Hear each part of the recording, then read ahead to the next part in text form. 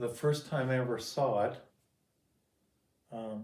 I was actually in Ohio at Memory Lanes. That was the big thing. And I'm sitting there at my vendor space. The van is open, and Jeff Olson's kid goes riding by on this thing.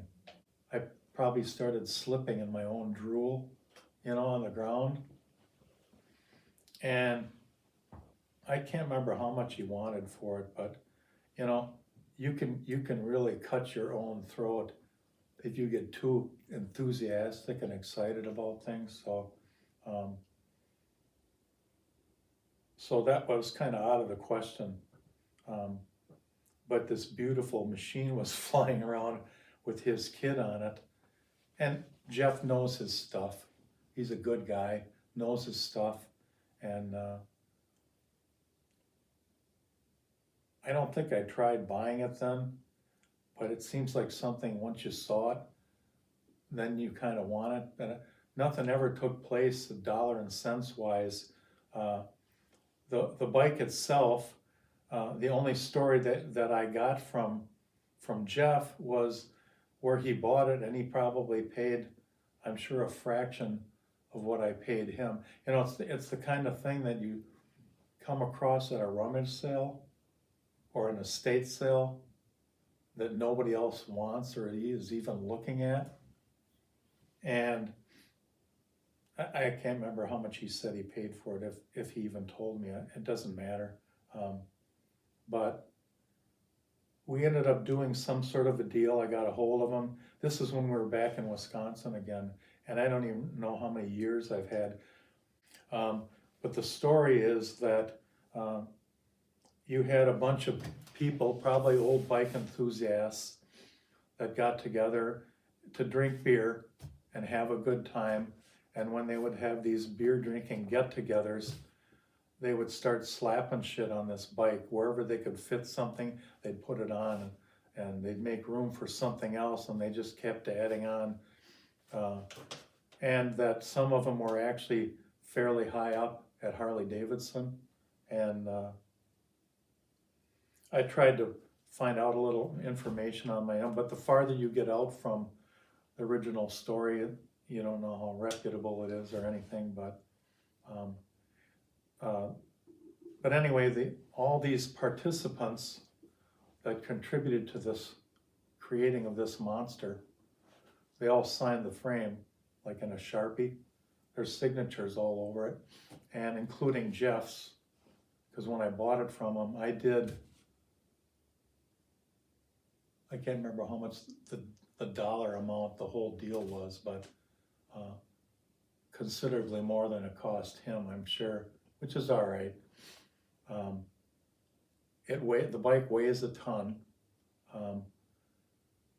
You can't load it up on a trailer because the exhaust pipes, they're actually from a motorcycle, and they're just stuck on there. You can actually pull them off because they're too long to put it up on a ramp. You can actually pull the pipes off as a unit and load them separately, and it weighs about 10,000 pounds. The factory kickstand that was probably on the bike, I don't even know if it's still there, wasn't strong enough to hold it up. So I don't know if it was he that created it or the original bike people that put it together. It's like an iron type of kickstand that loops itself up into the frame, and that's still not foolproof, but it weighs a lot. It rides pretty good. It's a middleweight Schwinn. I'm not sure what it is. I'd have to look at the pictures again, but they didn't make a middleweight Schwinn in copper tone with a big tank back then. So somebody at some point must have painted like a phantom tank or something to color coordinate with the copper tone on the bike. So it doesn't have Schwinn rims, but it has strong rims. Can't remember if it had heavy duty spokes or not, but when I got it, it had the baseball cards close pinned onto the wheels, so it had some noise activity. It's got a siren on it. It's actually got a portable radio. Yeah, it's got directionals on it. I never got those working. When you flick a lever one way or the other, a directional points out, and I think they're supposed to be lit up too, but a lot of the lights on there don't even work, but the effect is there, I guess. It's got a portable radio mounted up, you know, near the handlebars. In fact, I just had that out. I never had it working, and I've had the bike for years. I finally took the radio out and put new batteries in, and it works. So you can crank on some old tunes and hit the siren. It's got a light up siren that comes on when you press the button.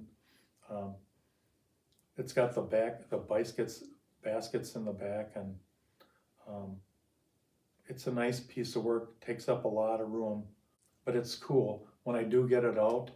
And I've taken it out already, not in parades, but like before the parade, so you can ride around and get all the attention yourself. And then people look at it and they ooh and ah and stuff, so, but I like it.